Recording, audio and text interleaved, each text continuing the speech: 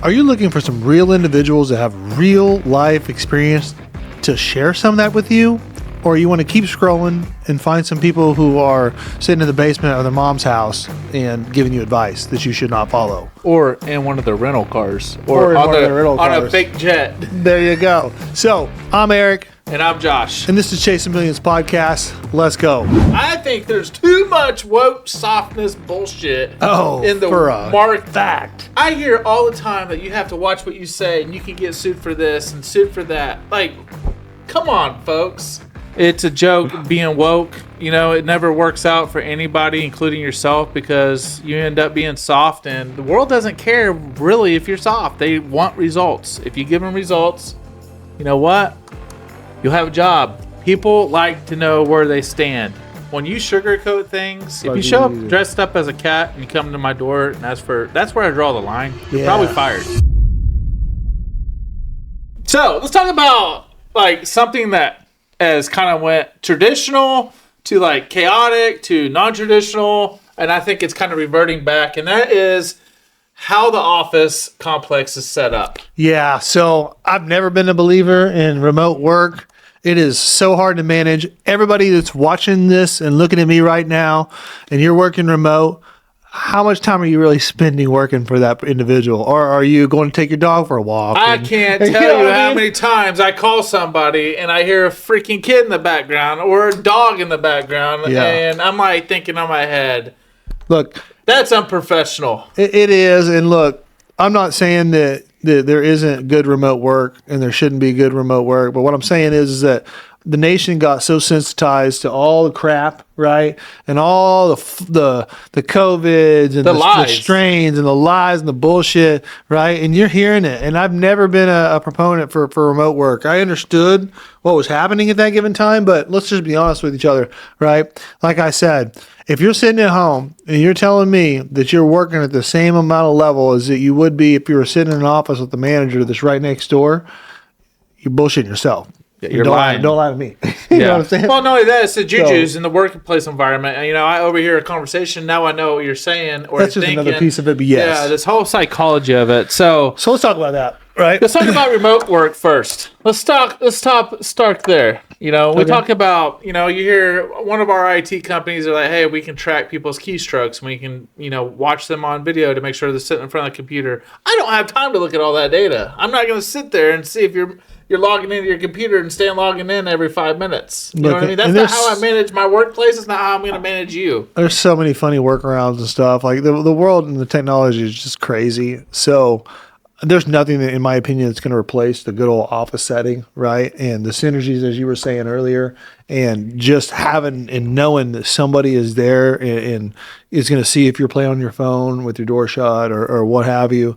The piece of that accountability that you just cannot replace if you're working remote is a big driver in inactivity, I think, probably in the whole United States and anywhere else. So, you know, not a proponent for remote work. I understand it, and we'll get talking about some of that. There's some key positions that we have in our company that we allow them to work from home part-time, and that would be outside sales. Okay, you know, enough. Like we don't require them to come to our office every single morning. I mean, you know what I mean? Some of them, I hear the comments. Yeah, but I mean, the ones that do, it's kind of funny how their numbers are a lot more higher than the ones that don't. I hear you. Right? So I like my employees and my teammates and my partners showing up at the office. I'm not here every day, but most of the times I'm here. But we have multiple locations now, so I'm either at one of these locations, at another one of my companies, or at this main office is where office out day in and day out. I like it. I can kind of feel the vibe of my company. I can walk down the hall and get a number if I need to, or some data from any one department, and I can kind of feel what's going on internally. Yeah. I think there's a sense of energy that you get and vibe you get that you would not get if you're sitting at home with your wife telling you to do the dishes and your kids running around in the background. You get distracted 24/7. Look, it's a fact. And, you know, I say it all the time for myself, and I know I'm going to be matching a lot of people that are listening, you know, is I can't hardly work from home. Like, I have 3 kids, I got a wife, right? And I got a dog, and I don't have some fucking monstrosity where I have my own wing and the kids can't come in there to see what daddy's doing. You know what I'm saying? Come on. Right. So what do you think is going to happen? Like, it's just, you're going to be paying them full amount of salary for 60% of the work. Yep. So and you're going to see it. You're watching to see. You're already starting to see it. Getting announced around that they're cutting away from remote work, and you're going to see it come right back to where it was at. And because there is, I guarantee you that it is so much different and so much better and more productive when you have everybody together and you have that common collective goal and everybody's holding each other accountable in one location. Yeah. You just can't hardly. there's an change expense that. to it, though. You got office There is furniture, an utility bills, expense. and all that other stuff. So Yep. let's talk about some automation and AI that you can adapt and put in place just in case you have those remote workers. Well, shoot, we've been using the heck out of it, right? Like Zoom. I know it's kind of old news, right? But I mean, they're easy to use. You can use it pretty quickly. You can meet with anybody, anywhere, as long as the connectivity is good. But shoot, my wife, we had a kid recently, and I was at home. I had 3 or 4 Zoom meetings scheduled in a row, and she was like, "Geez, I'm not used to this," And now I'm disrupting her life over here, zooming in there. And Well, you starting to see like these technology companies that were like Zoom's one of them. Their stock prices are down. They're not being used as much. because they're getting away from working from remote. Exactly. You start watching the trends. It's like Peloton, workout equipment, home workout. People want to go to the gym. Yep. Right? But be back around people again. Yeah, exactly. Get some social interaction. Human race is designed to be around people. Now, there's those weirdos out there that like sit in the room, dark basement by themselves, but I'm not one of them. Me neither. We don't want to know what you're doing down there. Yeah, me neither. Make it eat Cheetos on a beanbag chair. Hey, I tell you what, I get tired. I treat everybody the same with respect. If you've been around me, you know I'm open and honest, and that is employee well-being. I take this very personally. I make sure that my employees are taken care of financially, from health insurance to 401k. They have the same things I get for my family, but I think there's too much woke softness bullshit in the market. Fact. I hear all the time that you have to watch what you say and you can get sued for this and sued for that. Like, come on, folks. I mean, it's true. Everybody listening, it's true. And the woke mindset, man, is just it's not good for America. And, we're not on board. That's a fact. I'm not going to speak for you, but I know he's not. So, you have to call it what it is. And if you can't accept that, and you can't look yourself in the eye, and if you don't think he's being truthful, or whoever that is that's telling you whatever, then don't listen to him. You don't have to listen to him. You know what I mean? If they say something hurtful or it's not politically correct and you don't believe in it, just suck don't it say up. anything. Move on about your day, man. Everybody's different. Everybody's entitled to their own opinion. You don't have to listen to theirs, right? So, but anyway, I'm not involved in the woke. I call it the woke joke. It's a joke being woke. It never works out for anybody, including yourself, because you end up being soft, and the world doesn't care really if you're soft. They want results. If you give them results, you know what? You'll have a job. Yeah.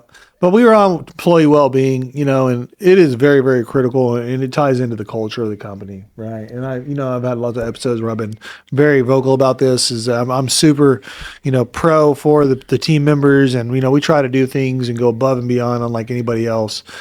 Just a couple of things that we do exclusively here that a lot of other people don't is, we're in the trash business and the waste business, and most of these guys around us that have the same size or maybe probably a little smaller, but the same style of business, they don't pay benefits to their employees.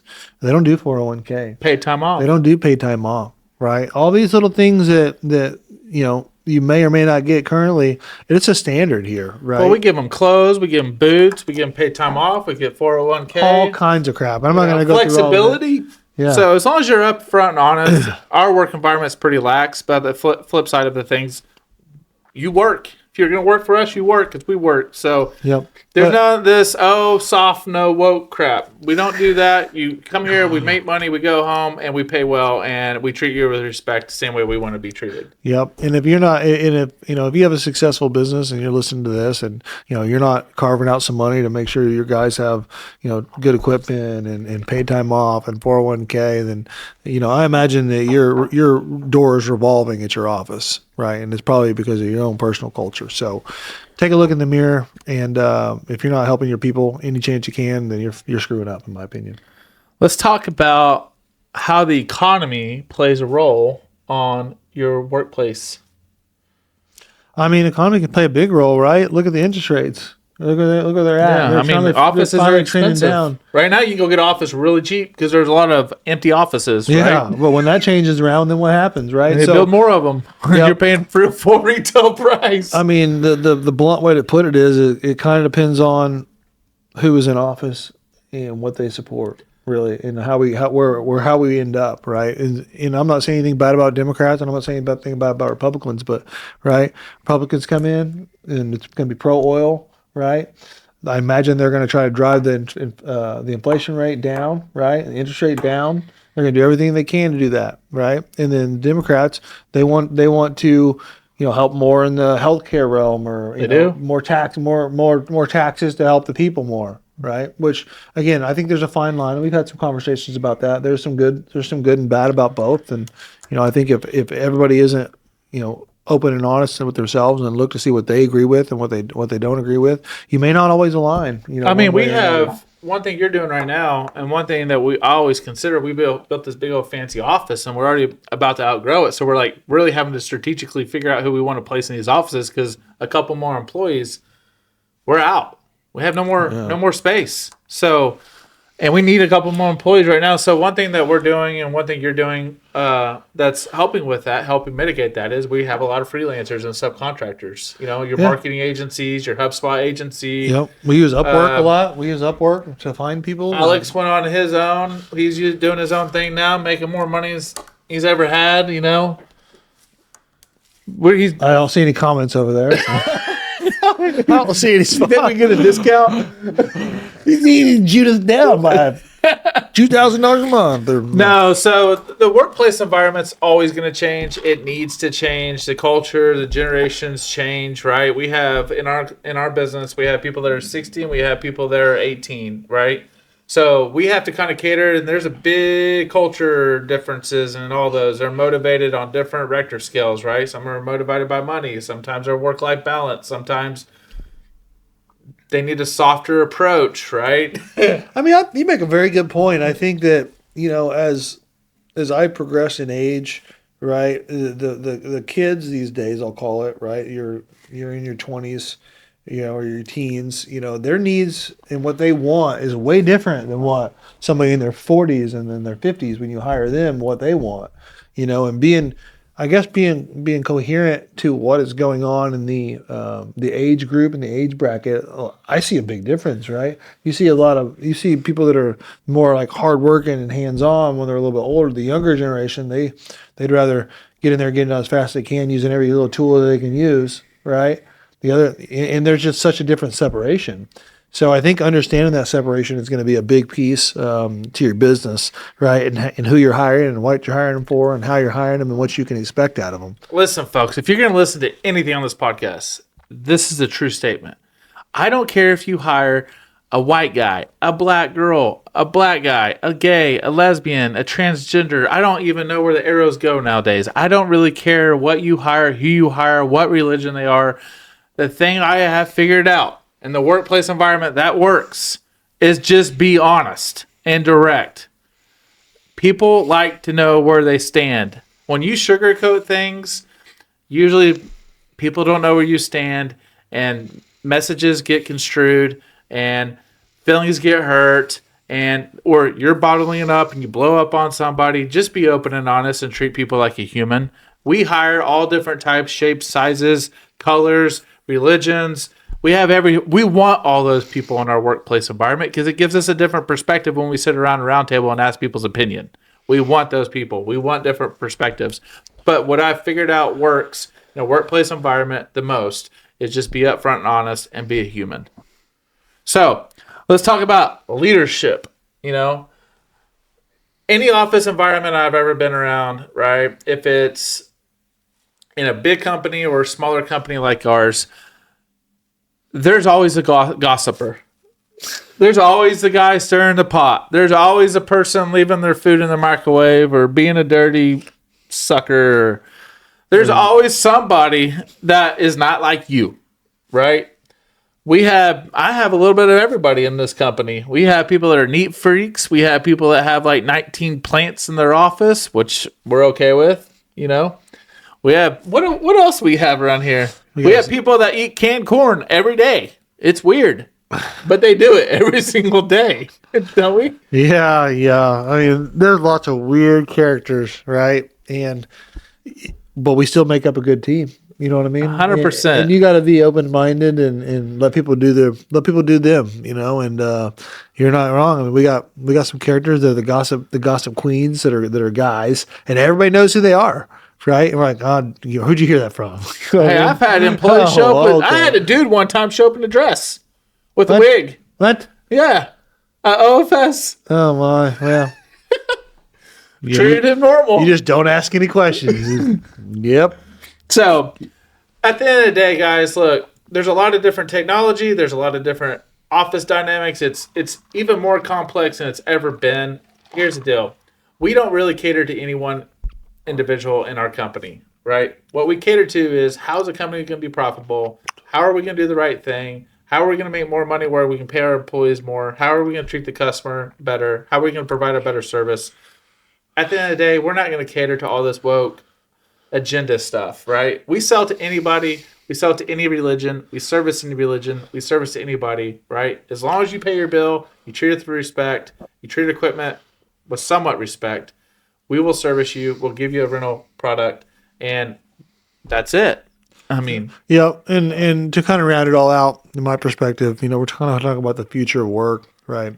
I think as a country, I think we've got a little off base, but I think you're going to kind of start things kind of come right back to where they were at to some degree, right? And then we're going to be pushing forward and more of a united front and kind of get away from a lot of this wokeness crap. I mean, when we're talking about people that are dressing up as cats and calling themselves furries or if you show up fuzzies dressed up as a cat and you come to my door and ask for, that's where I draw the line. You're Yeah. probably fired. I mean, that's a real thing, right? They have litter boxes. Please and, don't be a furry. I'm not no offense to furries, but you can't work for me. Sorry. Yeah, I And mean, if yeah. I don't have kitty Might litter be a boxes. distraction, I'm yeah. not going to do that. I'm not going to provide them. Right? If you want to show up as a cat, you probably don't need to work for us in any shape or form. Yeah, I'm out on that. Or dog, or parrot, or what other ones are a cartoon character.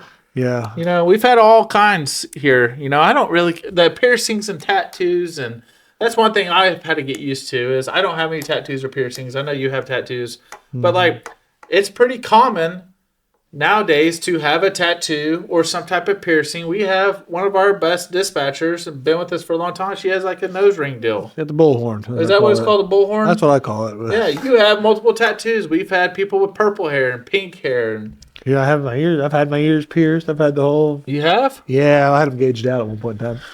See, and he's my Yeah. partner. You live once. That's what I So go my point by. is, it's pretty simple to. It's actually a lot more exciting and fun when you have a little diversity and when not everything's plain vanilla, right? So Yeah. have fun with it. Treat everybody normal. Just be human. And at the end of the day, I think it strengthens your workplace environment. Have a little bit of diversity in your workplace environment. Well said. So if you haven't clicked the like or subscribe button, click that damn button right now. We need you to. Both of them, but be preferred. Preferred, and stay tuned. We have another podcast coming up.